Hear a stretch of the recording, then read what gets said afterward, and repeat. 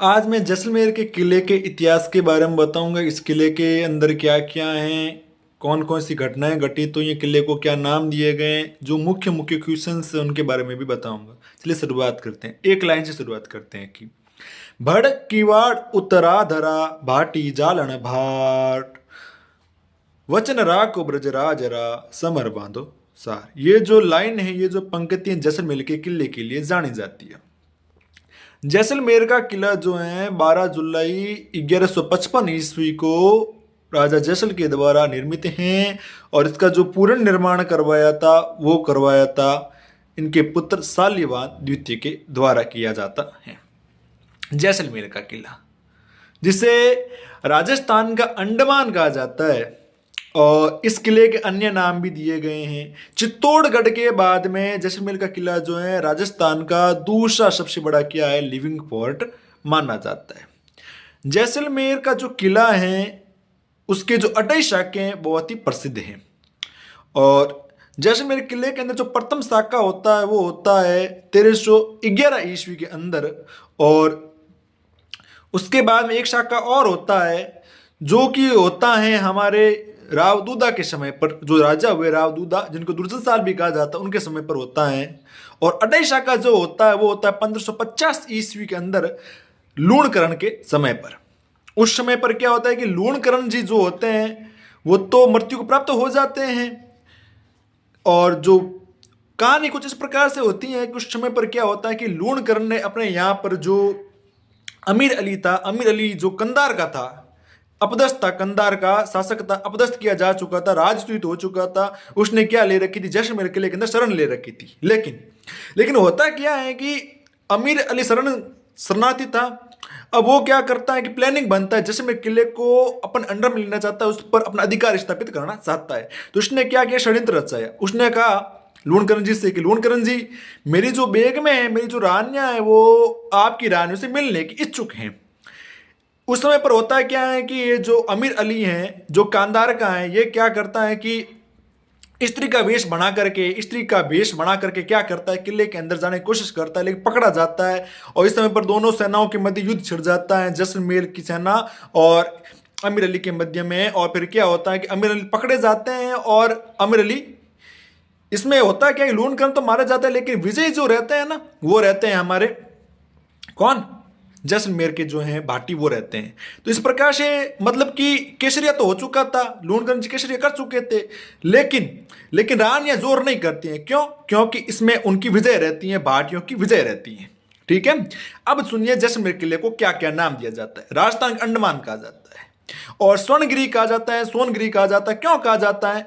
क्योंकि जैसलमेर का जो किला है वो पीले पत्थर है वहां के, मतलब कि पत्थर जो है ना पीले हैं। तो सुबह जब सूर्योदय होता है और शाम को जब सूर्यास्त होता है, सुबह जब सूर्योदय हो रहा है और शाम को जब सूर्यास्त हो रहा है, तो उस समय जो दीवारें हैं जैसलमेर किले की, वो क्या करती हैं कि गोल्डन जो होता है ना, सोना जो होता है ना, सोने की तरह चमकने लगती हैं। इसलिए इसका जो नाम दिया जाता है वो दिया जाता है स्वर्णगिरी। ठीक है, एक नाम दिया जाता है गोरहरा किला। क्यों कहा जाता है? क्योंकि जैसलमेर किला जो है गोरहरा पहाड़ी पर स्थित है। और एक नाम दिया जाता है जैसलमेर किला जो है, इसको एक अन्य नाम दिया जाता है, वो है जैसानगढ़ जो हमारा राजस्थान का जो लोक काव्य है उसके अंदर कहा गया है। और त्रिकुटगढ़ भी कहा जाता है, क्योंकि जैसलमेर का जो किला है ये त्रिभुजाकार जो पहाड़ है, एकदम त्रिभुजाकार की जो पहाड़ होती है ना, उसके आकार में बना हुआ है। मतलब जो जैसलमेर किला है त्रिभुजाकार पहाड़ पर स्थित है। ठीक है, ऐसे कह सकते हैं, वहां की जो पहाड़ी वो त्रिभुजाकार की है, इसलिए इसको एक नाम ये भी दिया जाता है। इसको गलियों का दुर्ग भी कहा जाता है, जैसलमेर किला गलियों का दुर्ग भी कहलाता है। चित्तौड़गढ़ के बाद में जैसलमेर किला जो है राजस्थान का दूसरा सबसे बड़ा क्या है, लिविंग फोर्ट माना जाता है। जैसलमेर का किला अपने आप अनोखा है, अपनी विशेषता के लिए जाना जाता है। अब जैसलमेर के अंदर रंग महल है वगैरह जो हैं वो बात करते हैं। जैसलमेर का किला जो है उसके अंदर एक तो गज विलास महल है, जो कि गज सिंह के द्वारा क्या निर्मित है, और इसके अलावा रंग महल हैं और मोती महल हैं।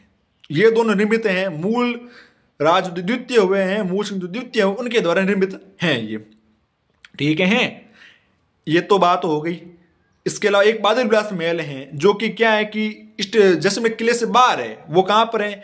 वो है स्टेशन पर, जो कि शहर के अंदर है, यानी कैसे जैसलमेर शहर के अंदर वो बादल विलास महल जो स्थित है। एकमात्र ऐसा महल जो कि किले से बाहर है वो है बादल विलास महल। ठीक है, और इसकी कहानी और शुरुआत करते हैं और डीपली जाते हैं इस किले के बारे में और जानते हैं। यहाँ जैसलमेर के अंदर एक जशलू कुआ है। कौन सा कुआ? जशलू कुआ। जशलू कुआ के बारे में कहानी ये बताई जाती है कि ये जो जशलू कुआ है ये सुदर्शन चक्र से निर्मित है, यानी कि कृष्ण का जो सुदर्शन चक्र था उसकी वजह से ये निर्मित हुआ है। और जैसलमेर का किले के अंदर कुछ मंदिर भी हैं, जो मुख्य मंदिर आपको दो याद रखना है। एक तो है सूर्य देवी का मंदिर, एक रत्नेश्वर मंदिर है। ये जो बैर सिंह हुए थे ना, बैर सिंह की जो रानियां थी सूर्या देवी और रत्नो देवी, उनके नाम से बनाया जाता है रत्नेश्वर मंदिर। एक सूर्या देवी मंदिर कह सकते हैं, वो बनाया जाता है। ठीक है, तो ये जो कहानी होती है जैसलमेर किले की यहाँ तक तो समाप्त होती हैं। अब बात होती है 1311 ईस्वी का समय चल रहा है। क्या है कि भाई 1308 से कहानी शुरुआत होती है। क्या होता है, अलाउद्दीन खिलजी क्या करना चाहते हैं, जैसलमेर किले पर अपना अधिकार स्थापित करना चाहता है। इसलिए वो क्या प्लानिंग वगैरह बनाता है, कमलुद्दीन गुरुक को भेजता है। उसका सेनापति जो होता है वो कमलुद्दीन गुरुक होता है, लेकिन कमल गुरु सफलता नहीं मिलता। मलिक अंबर को भेजा जाता है, मलिक अंबर को भी सफलता नहीं मिलती। ऐसे ऐसे करते 3 साल व्यतीत हो जाते हैं। और फिर क्या होता है, कमलुद्दीन गुरुक वापस आता है 1311 ईस्वी के अंदर। वो क्या करते हैं, जैसलमेर किले को क्या कर लेता है, घेर लेता है। जब जैसलमेर किले को घेर लेता है तो इस समय पर क्या होते हैं कि जो जय सिंह थे वो तो पहले जा चुके थे, वो मर चुके थे। अब पीछे जो पुत्र बचा है मूलराज प्रथम, उसके समय पर क्या किया जाता है कि भाई प्रथम शाखा वगैरह होता है, जोर वगैरह होता है, किशरे वगैरह होता है। ठीक है, क्योंकि इसमें क्या होती है कि उनकी हार हो जाती है। जैसलमेर की भाटी जो होते हैं उनकी हार हो जाती है। इस प्रकार से वहां पर जोर और किशरे दोनों होता है। ठीक है, तो जैसलमेर का जो प्रथम जोर और शाखा जो होता है वो कैसे 1311 ईस्वी के अंदर होता है।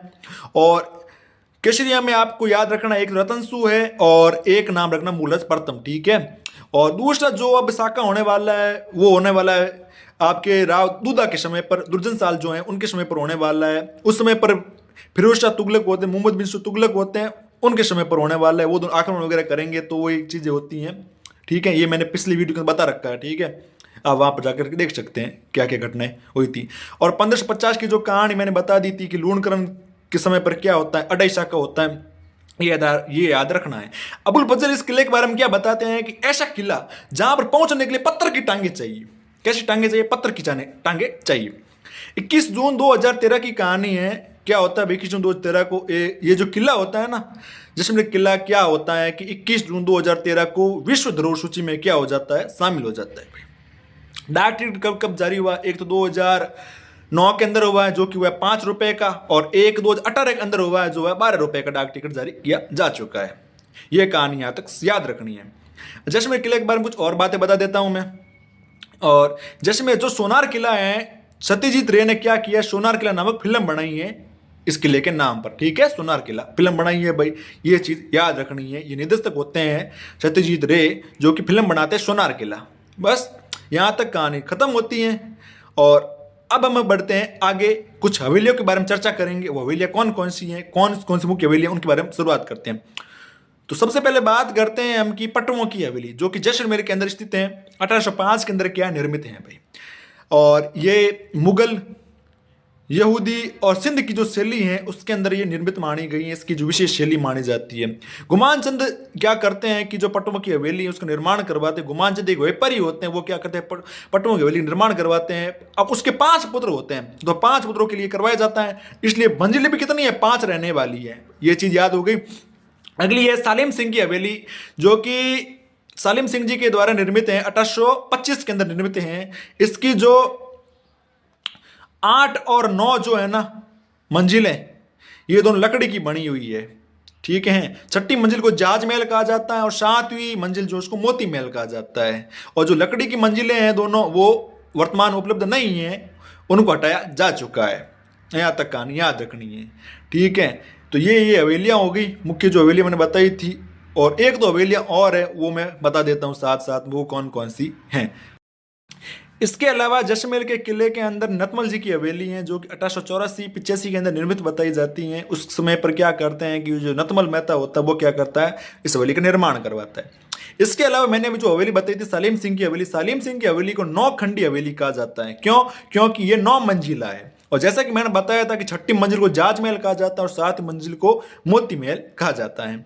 ये चीज याद रखनी। और एक सोडो की हवेली भी जो है ना, वो जैसलमेर के अंदर ही स्थित है।